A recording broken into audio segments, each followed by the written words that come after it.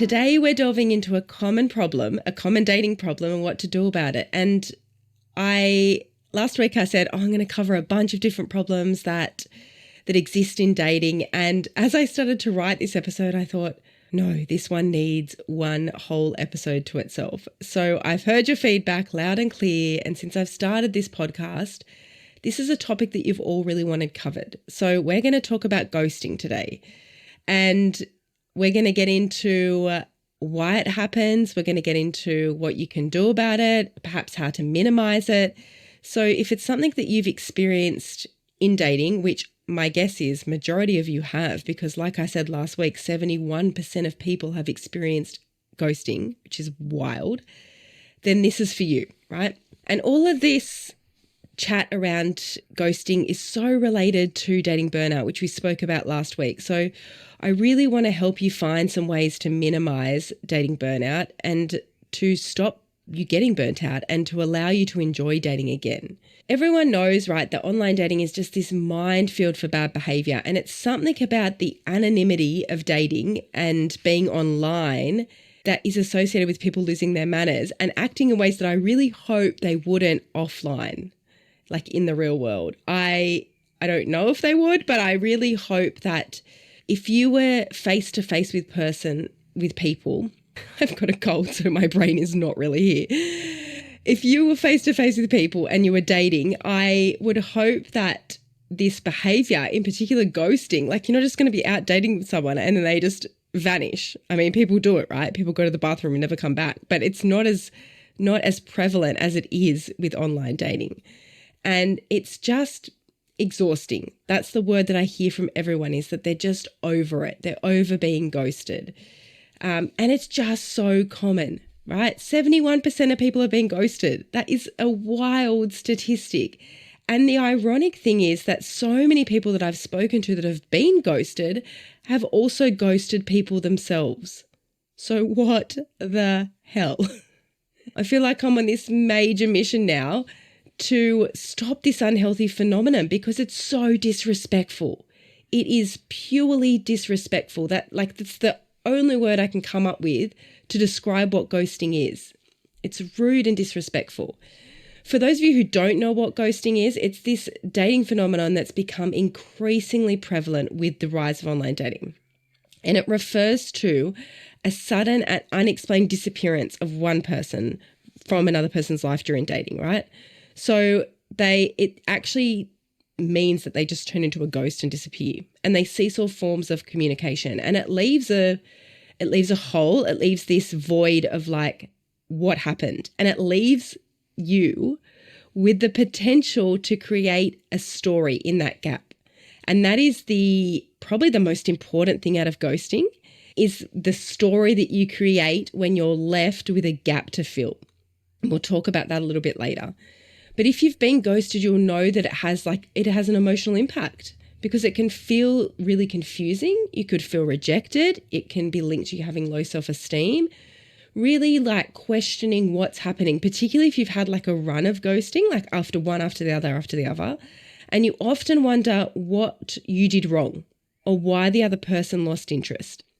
And I'm going to say this a million times throughout the podcast, but it is not about you. What another person does has no reflection on your self-worth. Do not make it to mean anything like that, because you have no evidence that this has anything to do with you. So stop filling in the gaps that it's about you and your self-worth. It has nothing to do with your self-worth. And there's not one magical way that we can avoid ghosting, because you can't control what other people do, right?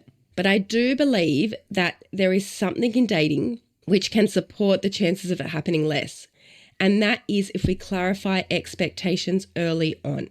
So I know I might have said this before, as I often repeat myself, but it's never, ever too early to chat about what a potential partner is looking for in a relationship, and for you to be clear about what you're looking for.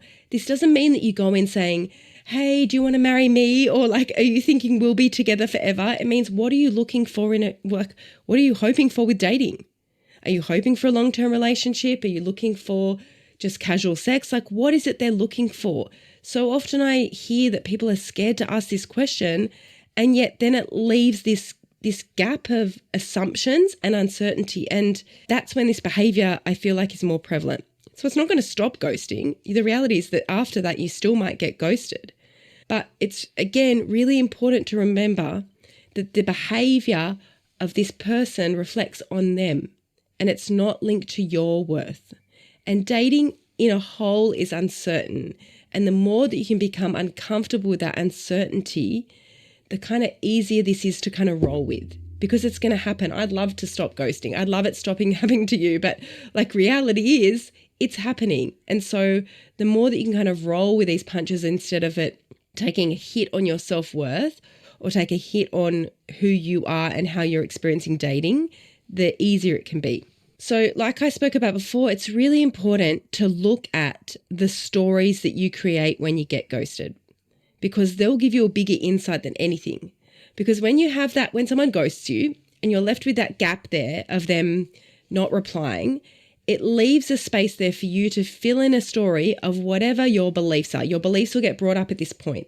And so the beliefs might be, oh, I shouldn't have said that thing. I was too much for that person. I wasn't enough. I spoke too much. I shouldn't have brought up that topic. Like you'll go over you might go over the last conversations to think, what could I have done differently? Nothing wrong with that. Nothing wrong with reflecting, but it doesn't mean that's the case. It doesn't mean that's why it's happened.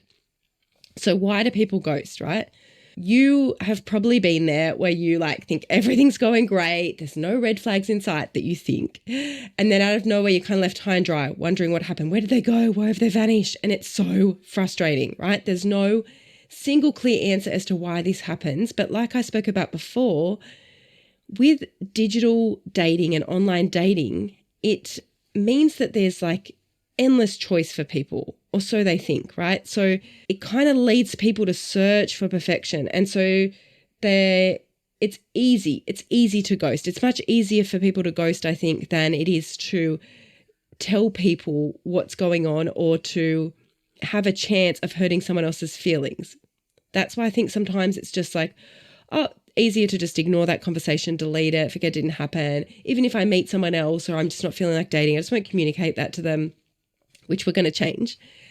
But that's kind of why it happens. And people don't like hurting other people's feelings, right? They don't want to have the awkward conversation. So they'll just leave, right? They don't want to have the conversation where it says, I just wasn't feeling anything. I wasn't feeling any chemistry. I wasn't feeling any spark. It's okay to say these things. It's okay to tell people that you're not into them at the beginning. That's much better than ghosting them. And then there could be a lot of other stuff going on, right? There could be mental health. There could be overwhelm, anxiety, low self-esteem, insecure attachment. There could be so many other reasons why, but it has nothing to do with your self-worth. Yeah, if I can be super clear about anything, their behavior does not reflect on you. So let's talk about how to cope with ghosting, right? Because it's prevalent and it's probably going to happen. So firstly, I want you to allow yourself to feel. So often, and I still see this rubbish on social media about toxic positivity where just ignore it and feel happy and everything's great and you should feel really good about it and just move on. They don't deserve your tears. Just feel how you feel and allow your feelings to be there. You don't have to push them aside or push them down or think that they're not relevant or not appropriate or they don't deserve your feelings. You deserve your feelings. So allow yourself to feel. Don't suppress or deny those emotions because they're there for a reason and they need to come out, right? The only way out is through. There's no point pushing them down because they're not going anywhere. And then, seek support. Always seek support. Seek support from your friends, your family, from coaches, from therapists. Avoid that self-blame. Avoid putting the blame on you as to why this has happened. The stories that you create, get really clear on it. It can be rubbish. You can feel really crap. You can feel frustrated and sad and blah, blah, blah. But just be cautious not to feel guilty or shameful on yourself because this is not your fault. What you can do, though, is reflect on what happened and see if there's any red flags that you missed. Because we're very good at putting on the rose-colored glasses. And then when it comes to dating, kind of ignore things that we don't want to see. So just have a think. Were there any red flags that you might have seen that might pop up in the future? And again, doesn't mean you have to put the walls up, but put boundaries in place next time. Have the conversation earlier, Focus on you. And like we spoke about with dating burnout, take the time that you need to heal. It's never too short or too long, or there's no rules. There are no rules with dating. Do what you need to do for you. And then I want you to be really clear that it doesn't damage your future thinking about dating. So like, just because you've been ghosted now doesn't mean that dating's horrible and you're never going to meet anyone, everyone ghosts. Like, again, the stories that you create, be very cautious of the stories that you create there. Let's talk about this. If for whatever reason you are finding yourself being the ghoster, stop it. Just be honest, communicate with people. This is your chance to practice your emotional intelligence, your communication skills to better yourself for future relationships. So tell people how you feel, even if it's not what they want to hear. It's okay to tell someone you're not interested. It is as simple as that. It's so fine to tell them that they're not for you or that you're not interested. Give them closure. Allow them space to move on, because they also are, deserve the opportunity to seek another relationship just like you've gone and done.